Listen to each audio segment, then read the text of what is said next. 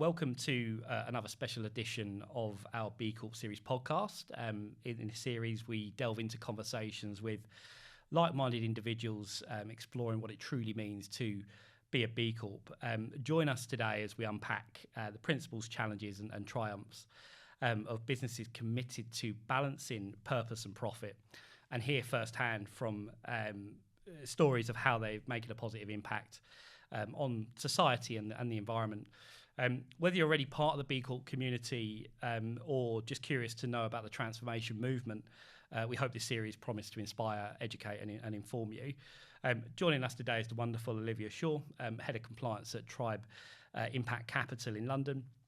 Tribe are the UK's first dedicated impact wealth manager, and it offers discretionary and advisory portfolio management. It's a firm that's been at the forefront of supporting investing in companies committed to making a meaningful difference. So together today, we're going to explore the significance of B Corps, the impact that they have on compliance in the business world, and the initiatives that drive them forward. Olivia, great to have you on. Can you tell us more about yourself, Tribe, and for those that aren't familiar with the world of impact wealth management, explain a little bit more about what you do? Yes, certainly will, and thank you for having me. So my role is Head of Compliance at Tribe and Tribe Impact Capital. It's, as you said, a dedicated impact wealth manager. It's holistic. It's all of the business that we undertake rather than a sleeve of our business. The work that I do specifically as Head of Compliance at the firm is to really ensure our systems and controls are in line with UK regulation, and I can assure the board that we're in compliance with that. It's also to provide an advisory function to the business and our wealth managers specifically, and also our advisory business, and also to innovate, really. We're an innovative firm, which we'll be talking a bit more about. And so part of my role is to elevate our automation of our business practices in the compliance world. And as you said, impact investing isn't always understood by everyone in the industry. Some people bucket it in with ESG, for example. So just to explain that for a moment, impact investing really focuses on addressing major social and environmental challenges while generating financial returns for our clients as well. It goes one step beyond ESG. From climate change to gender equality, sustainable cities to government policy change, we have a huge range of challenges that are all varied, but they're very interconnected. And that's something we as a business choose to tackle through our investment universe and our investment philosophy. It's often a way for our investors specifically to express their personal values through their investment. So you'd almost describe us as a valued, aligned investor, if you will. And through wealth, predominantly, we're solving social and environmental problems while aligning our investment universe to our clients' ethical preferences. So yeah, that's in summary what we do. No, thanks for explaining that, and I hope that explains the world of impact wealth management. And but I suppose tying this in with sort of B Corp, and I know you and I have been discussing our commitment to being B Corp, and yes. I suppose Tribe.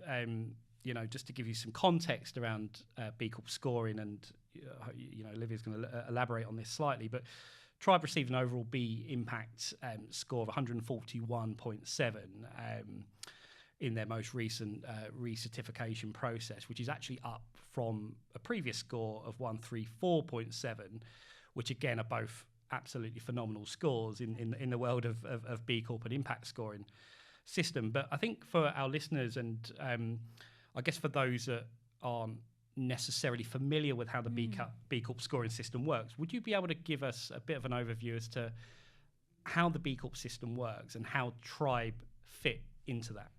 Yeah, certainly will. So it's an up and coming movement, I would say, and it's really good to lay the foundations for what it actually means to be a B Corp. So also known as certified B corporations, they're companies which are verified by B Lab, and we meet very high standards of social and environmental performance, as you well know. And we have extra accountability, I would say, compared to your standard practice.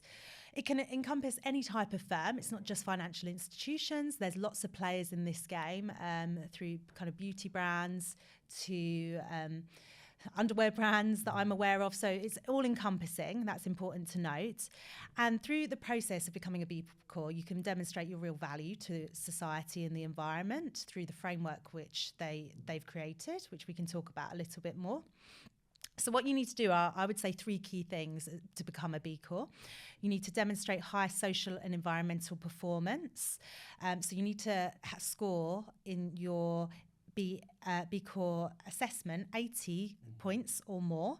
Most corporations never meet that baseline requirement first time. They've got to work towards it. And you've also got to make a legal commitment. So you've actually got to change the corporate governance structure of your business, again, as you well know, to be accountable to all stakeholders, not just shareholders. That's really critical. And that's something that we're really passionate about. And you also need to exhibit a lot of transparency throughout the business. So you've got to publicise performance against B Lab standards. For example, the type of split of your gender at the firm, through kind of your investment universe, through your business practices, your suppliers that you work with, etc. So it's all publicly available. So you're really putting yourself out there. At the moment, there's over 8,600 B Corp worldwide. So there's a big movement of us, and it's across 162 industries in 99 countries. And there are, specifically in the UK, I think this is important, there's over 2,000 B Corp in the UK, with over 81,000 employees. So again, a lot of us, but the single largest concentration, you may well know this, but it's in London. And I think that's really impressive, that centrally we're the hub, if you will, of the B Corp movement in the UK. That's something we're really proud of, that we're moving and changing and growing together. But it was actually brought over from the US, and that's something that the listeners might not be aware of. It started in the early 2000s by 3, and then moved to the UK in 2015 by 3 friends who shared a vision to make business a force for good. And they're good friends of Tribe, actually. So that's kind of what brought us into the fold as well. Brilliant, and thank you for sharing that. I think in the world of B Corp, the movement is accelerating. I think that it's gathering momentum, and I think we recently celebrated the B Corp month, and we did a few series with other like-minded individuals around that. But could you give us tell us, I guess, some context as around to some B Corp initiatives that Tribe are involved with, and I suppose how these initiatives sort of align with your overall mission and sort of values. And I guess from a compliance perspective, but also from a wider business perspective, it'd be great to sort of understand that a bit more. Yeah, of course, Will. So I think it's important that there's initiatives you can do directly connected to the B Corp certification process, and how you certify and recertify. You have to recertify every 3 years with B Corp, and the standards are ever changing. So you've got to meet higher bars and higher accountability levels. But I think it's how you advocate for change as a business holistically outside of the B Corp movement that's important to know, as in answer to your question. So it's your practice beyond the B Corp label itself, which is critical to us and the way we do our business. So I'll give you some examples.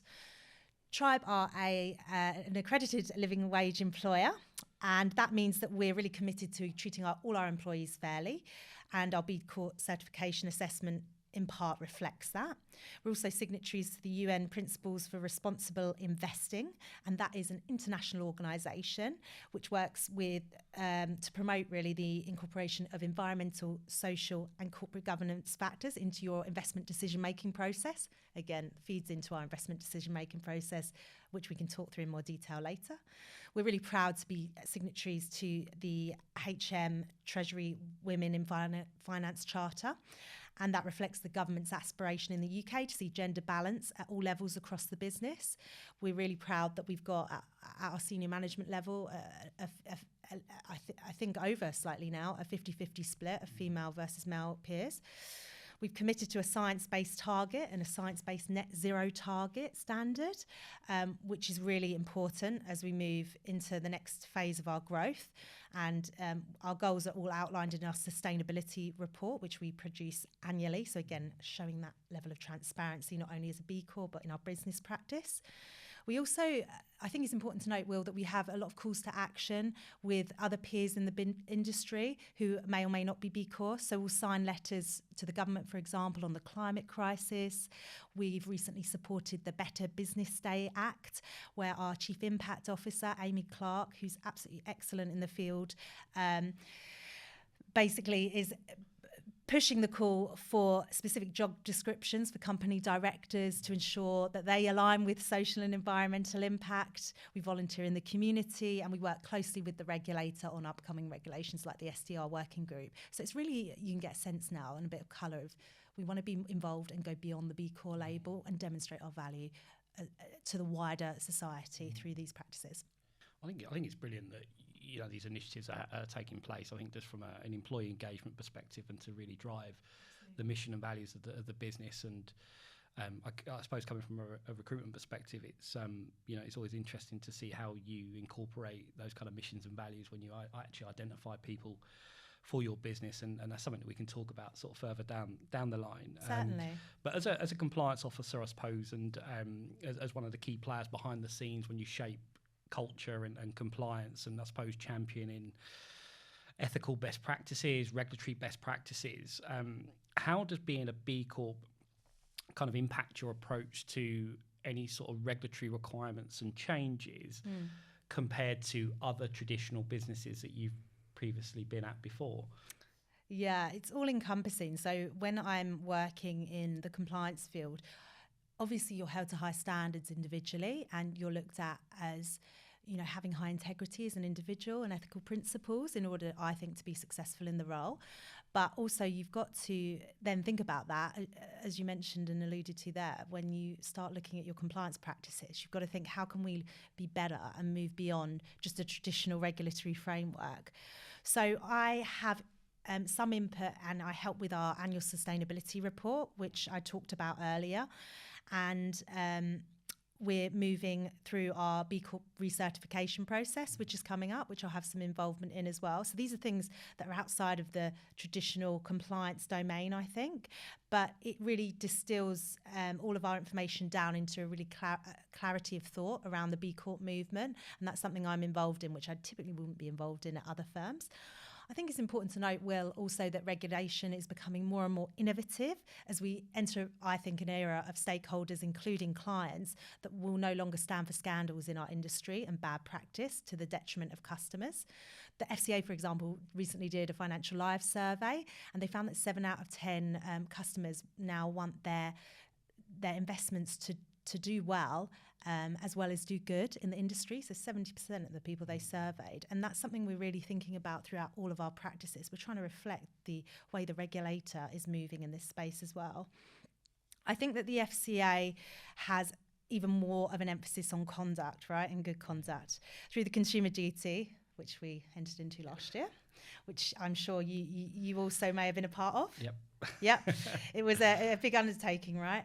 But it's being weaved into the fabric now of upcoming regulation, this good conduct. And they're being more, they're being less prescriptive, more prescriptive rather, in that they're not having clear frameworks or templates for how you should be conducting good business. Rather, they're saying, right, compliance team and wider firm, you need to adopt the spirit of these rules and figure out how it works best for you. And then if we were to come in and look at the way you've adapted that piece of regulation, we want it to be in compliance. So there's a lot of firms looking at each other in a bit of blind panic at the moment around specific regulations. And it happened with Consumer Duty as well, because there's no template anymore. We're moving beyond that era. So the regulatory landscape, as you can tell, is definitely changing. Yeah, and I kind of feel that, those other B Corp firms that we've spoken to and obviously Tribe, I think the B Corp framework gives that level of ethical conduct within the business, and that's obviously from a top-down perspective, which I suppose in the eyes of the regulators, from a conduct perspective, it can only be seen as a good thing to be doing, and not and actually believe in kind of what you're doing. And I suppose compliance playing a huge role in compliance and conduct and making sure that is implemented. Yeah. I suppose just switching the narrative slightly around, I suppose legal changes and are there any legal changes that B corporations do enough to ensure that, I suppose, companies avoid any bad practices? Is there anything that you kind of look at from a legal perspective as well? Yeah, so I think it's an interesting question, because I think that sometimes when you seek to have a certification, peers can look at that as a badge of you saying that you're better than everyone else and there's nothing wrong with your company. Now, no company is 100% perfect. We know that. And as an impact wealth manager, we're looking for the companies which are transitioning to sustainable practice. They're not always there yet, but we want to help them steward that business. And that's reflected in the answer I'm about to give on legal changes. So we're not perfect, as I mentioned, but through the B Corp framework, you're now legally accountable to all stakeholders, not just your shareholders. So that includes everything from customers to employees to suppliers to your wider communities and the environment. And the vast majority of for-profit companies are structured to do the exact opposite of that.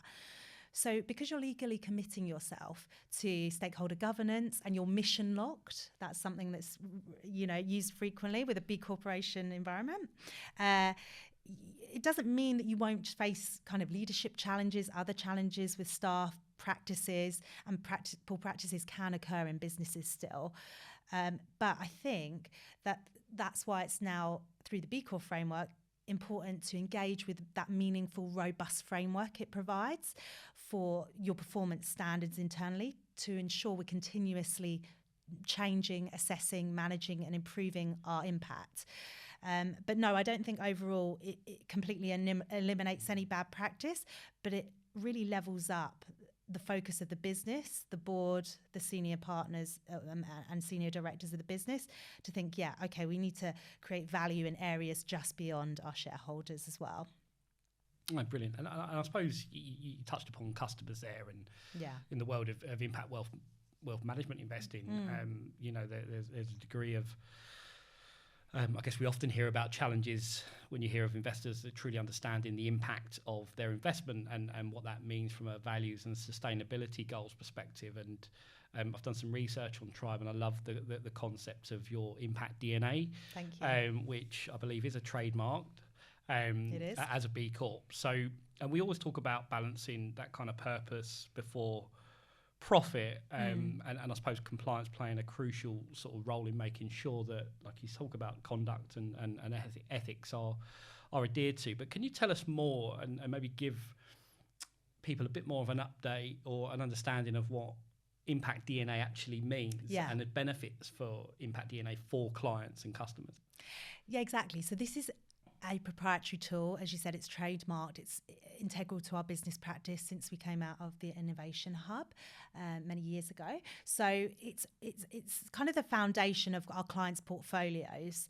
It's one way that we think that they can align their values with how they want their investments to do. So they want their investments to do well and do good. And we want them to pay back not only the client, but the wider society and the environment holistically as well. So before we start investing for our bespoke clients, specifically, we use this Impact DNA process. And this has been built with a lot of external parties, people who are really integral to the field of impact and impact wealth management. So we come from a really good place in terms of research. And what we do through this process is we take the clients through a journey. We help define what they want their wealth to do by combining not only their financial requirements and constraints and attitudes, but also their wider values and where they see their values in the world. Not all clients are the same. They've got different preferences and choices with regards to whether they lean in more to a societal aspect of, really wanting to make their investment perform for society versus an entrepreneurial aspect, etc. So we really want to uncover through this process and also articulate to the client the impact that their wealth can have through their investment portfolio on the wider society. And through their attitudes and values, we come up with one of four criteria that the clients tend to fit into. So it's either environment and ecology, education and equality. Let me say that again. I'll start again. Environment and ecology, education and equality, enterprise and infrastructure, or governance and partnerships. And so the clients would fit into typically one of those criteria, and they're built completely differently in terms of having different outcomes to the wider world. And we think that now we have a really rich and detailed picture of hundreds of investors' sustainability preferences, views and trade-offs through our client base. And that's how we built this segmentation of our impact preferences into those 4 categories. And then we moved to building a purposeful portfolio based on the impact DNA process built around our clients. So we combine rigorous understanding of the market, both investment and impact analysis, with a thorough discovery of what matters to the client, which are the building blocks of their portfolio. And I think it's important here, Will, to possibly talk about our twin lens approach, if you're happy for me to. Absolutely. So we're very unique in that after going through the impact DNA process, we have this twin lens approach.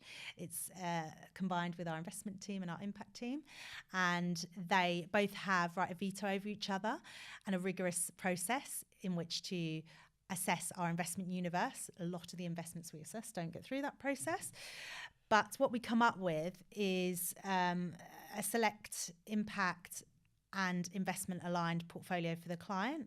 And then we tell that story back to them through our impact reporting predominantly, not just financial performance, but also societal performance, environmental impacts. For example, the amount of carbon intensity their portfolio's having, renewable energy, waste recycled, female CEOs and CFOs they've helped through their wealth, and new jobs created through their wealth as well. So that is articulating the process as a whole. No, brilliant, and thanks for sharing. I think it's really important, and being a trademark product for Tribe, I think if anyone hasn't looked into what Impact DNA is, do check it out. It's a phenomenal product. Thank you. I suppose switching the focus more towards measuring impact and reporting, as we know, reporting is a huge part of what a compliance officer has to do. And reading over your sustainability report, I know that the Tribe team are sort of focused on driving capital toward alignment of UN SDGs. Correct. And for those listening, these are UN Sustainability Development Goals, essentially finding better ways to understand outcomes of real-world impact and the decisions that we make. How does compliance contribute to measuring and reporting of social environmental impacts of your organisation and its products? Yeah, so our impact team predominantly lead a lot of the process there, and that's led by Amy Clark, who I mentioned earlier, our Chief Impact Officer, who is absolutely phenomenal in our industry. So she leads on the measurement and evaluation of social and environmental impact we're having as a business and other types of impact as well.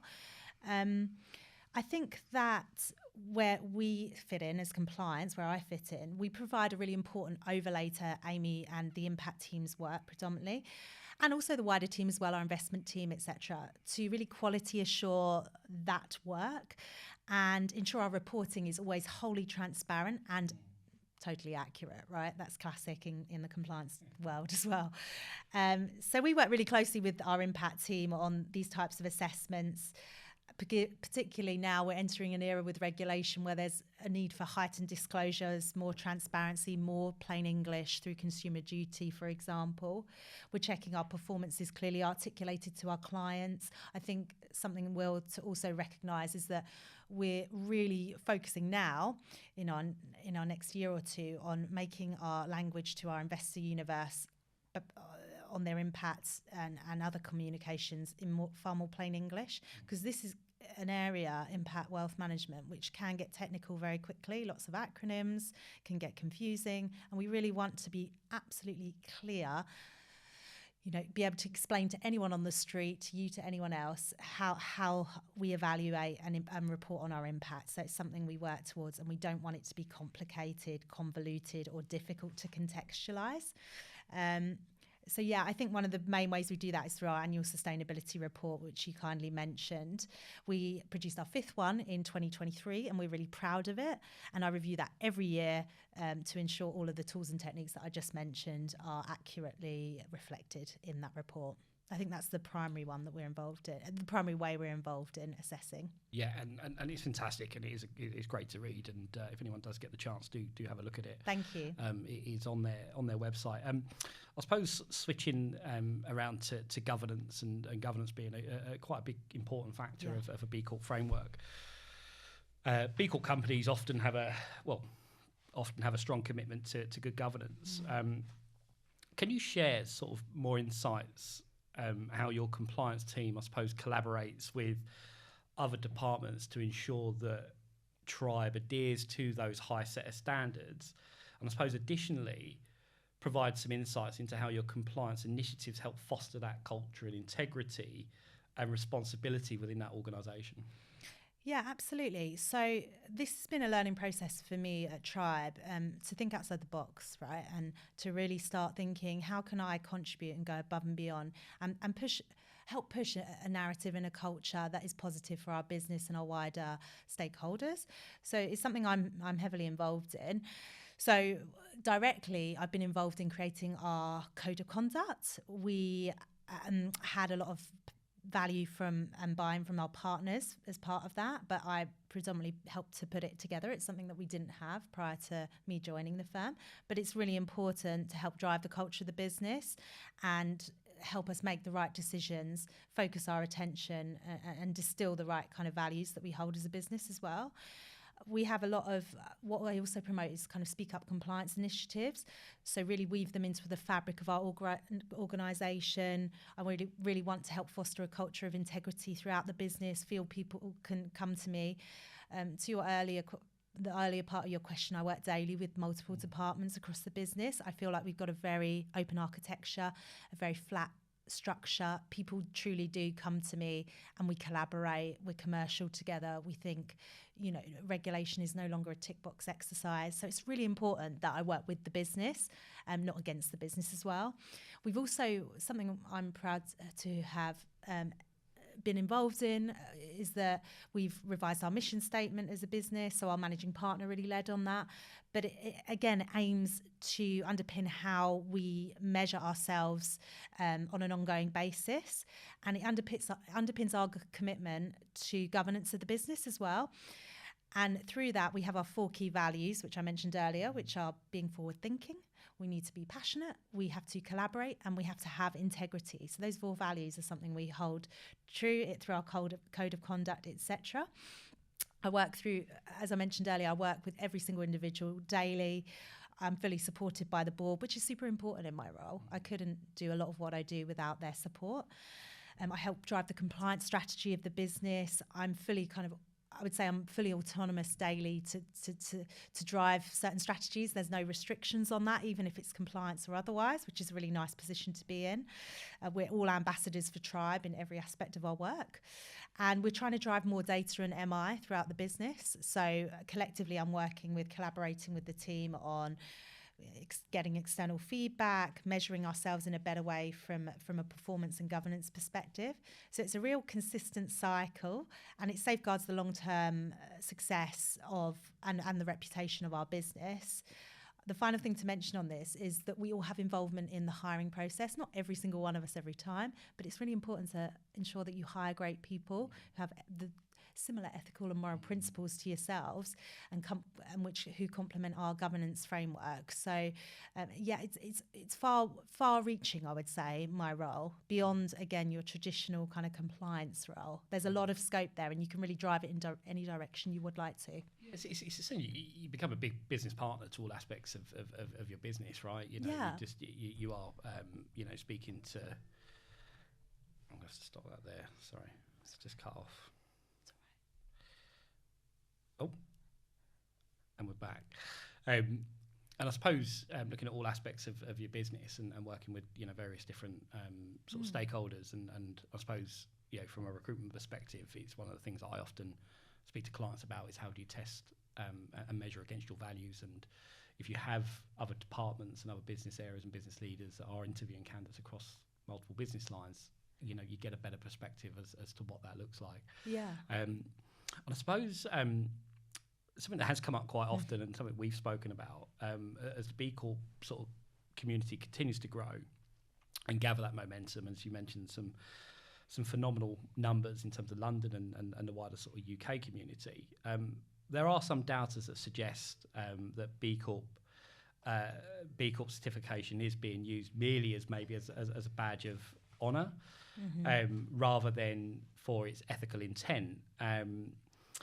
And I'm going to use an example here. And, for example, Brewdog did score one of the highest scores for worker assessment category, but lost its certificate following an investigation based on the reports that were well documented a few years ago. Yes. Do you think that B Corp could become or be seen as a greenwashing exercise for some firms?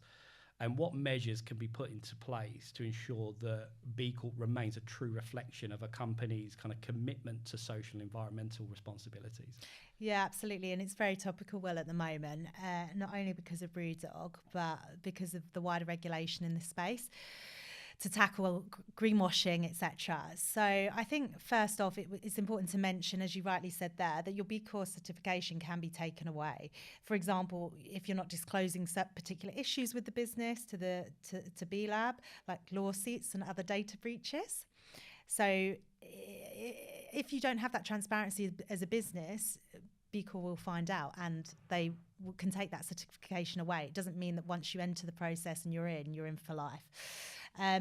So I think, as you said, one of the most significant criticisms of having the B Corp certification is the alleged prevalence of greenwashing in the industry. And just to explain that greenwashing is the deceptive practice of conveying false impressions of a company's environmental responsibility. It has happened. You only need to look at the news and Google greenwashing to see all of the cases. So critics have argued that, this has used the B Corp certification to mask unsustainable practices potentially, where firms push that status as a B Corp but continue to engage in environmentally harmful activities. So it raises questions around the effectiveness of the B Corp certification overall in genuinely promoting ethical and sustainable business practice. So some out there are saying the certification process needs a review. But overall, I think that the B Corp movement isn't a greenwashing exercise. The process is highly extensive and it's closely scrutinised by B Lab. The 5 criteria to score against are very broad in scope. And I think saying that this is a greenwashing exercise is a very narrow view to have of B Corps. I think the criteria are very transparent. Anyone can go on the website and have a look at the assessments that have been made of businesses. The B Corp standards are not perfect, but I think they're the best available benchmark we have at the moment for ESG standards. So, and the perfect green economy doesn't exist yet. So all of us are faced with a choice of trying something different or doing business as usual. So overall, I really don't think that. I think that is a very narrow claim to make. Yeah, and I hope it's not, it doesn't get used as a sort of marketing tool, and people are kind of using it as a framework for internal kind of governance and culture and setting the right example from a ethical responsibility perspective. But I think you're absolutely right. You can go on to the B Lab and look at any firm that's registered as a B Corp and look at their impact score, and you can see what categories they score well in and not so well in. And I suppose it's a measure for future recertification processes to work on the areas that maybe you do need to improve on. So yeah, absolutely. And we use that framework to your latter question around, how do we use it? That's exactly how we use it. We use the framework to better our business. And as I said earlier, the standards are forever changing. So we've got a higher threshold, a higher bar to hit this year if we want to keep maintaining and improving our score.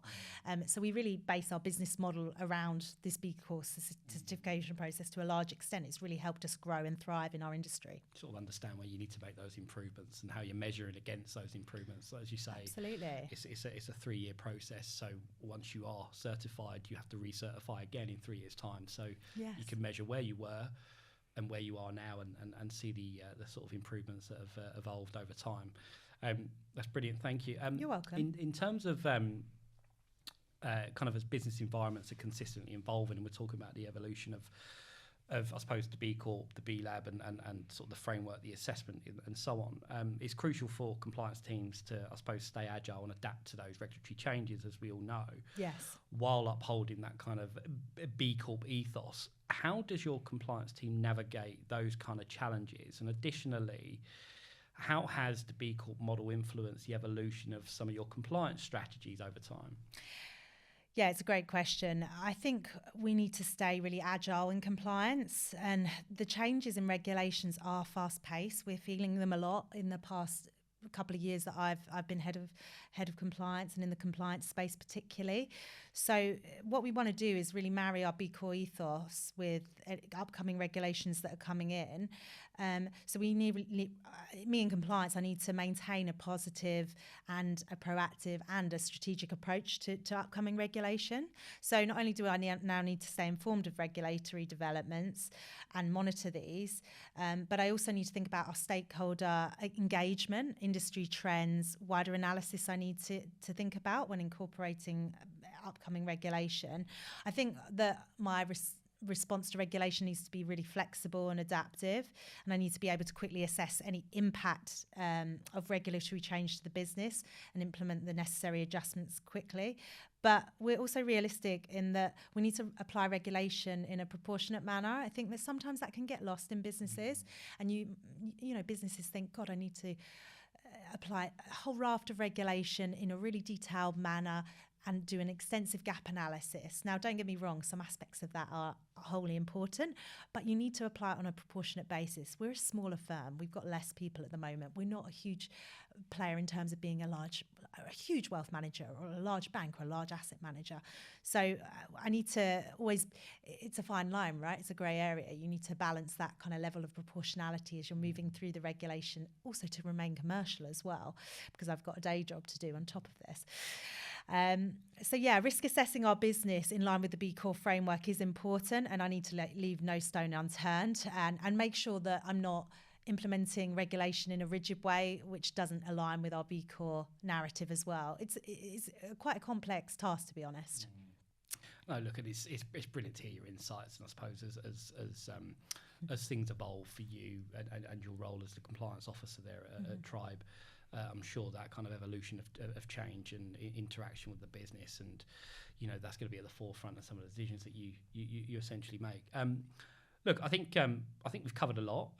There's a lot of key takeaways here, and you know, thank you so much for, you know, sharing your sort of insights and experiences. And I'm sure there's plenty more that we can unpack when it comes to ethical conduct and so on. So, Yes. Well, I suppose as we sort of wrap up sort of today's conversation, I mean, you know, what advice would you give to, I suppose, a compliance officer in a similar position to yourself that is perhaps considering going through the B Corp process, or a business that is recertifying and currently are a B Corp, or actually just someone that perhaps has seen B Corp and the movement on social media or in the press? What guidance would you give and advice would you give to those people sort of considering going forward with B Corp? I think you need to be really curious as an individual, and you need to have the support of your firm, right? That's really critical.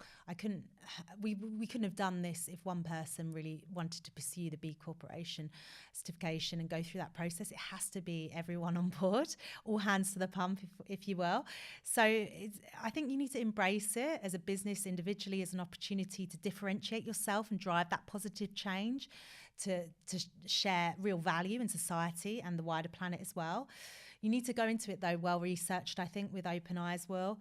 It's constantly evolving, the B Corp community, but it is the gold standard for future fit businesses and stakeholder aligned governance. So it's not for everyone. It's not an easy process to go through and qualify in, but we're getting more and more kind of inbound requests from companies who we are engaging with on a consistent basis, saying, how do I actually become a B Corp tribe? Can you help me with this process? And it's something we're looking into from a consultancy perspective, that we can help businesses. We want to help businesses. It's a collaborative community. We're not in competition with one another.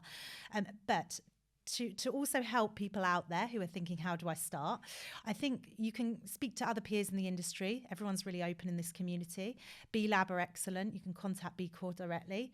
There's a B Impact assessment digital tool, and this is a top tip, I think. You should be encouraged, I would say, to use this tool to look at how far you are off becoming a B Corp in the first place. That's one way you can do it, and see what you need to do to get there. You need to score 80 as a minimum, but you can benchmark yourself, right, as a business. So I think I would start there. You need to be authentic and credible as a business. Start from that space. It's a big program of auditing and engagement. And what I really think you need to do as well is think about your organisational values and core principles of the B Corp certification, and engage your leadership team and employees in that process. You need to align it, right? So it's a powerful management tool as well, Will. So yeah, ultimately, I think collaborate with stakeholders, leverage best practice, use the available resources on the websites. And no, it's not just a badge, it's a commitment to make a really meaningful impact on an ongoing basis to a sustainable and equitable future. It will really keep the business honest. It will really drive transparency in your business. And I think it's absolutely unparalleled at the moment. The relationships we found that you can leverage through being a B Corp, through not only your investees but wider peers, is hugely collaborative, as I mentioned, and it creates a real bond of trust. So those are the pillars and the foundation, I would say, of thinking about becoming a B Corp. We're very open to talking to firms about that process. That's brilliant. I think that's one thing that's really important here is a community of other like-minded B Corps. Whether you're a impacts investment wealth manager or you're a recruitment business, I think everyone has their stories and advice and insights that they can share. And I suppose in the realm of kind of community, for those that are interested or currently a B Corp recertifying, or even just thinking about proposing this to your stakeholders, I'm sure you wouldn't mind people reaching out to you directly for some advice, and likewise, for myself, if anyone did want to check in and see how we can help each other out, build that community and momentum. So thanks so much, Olivia. Thanks so much for coming on, and and I hope you enjoyed the series. Thank you. Thank you.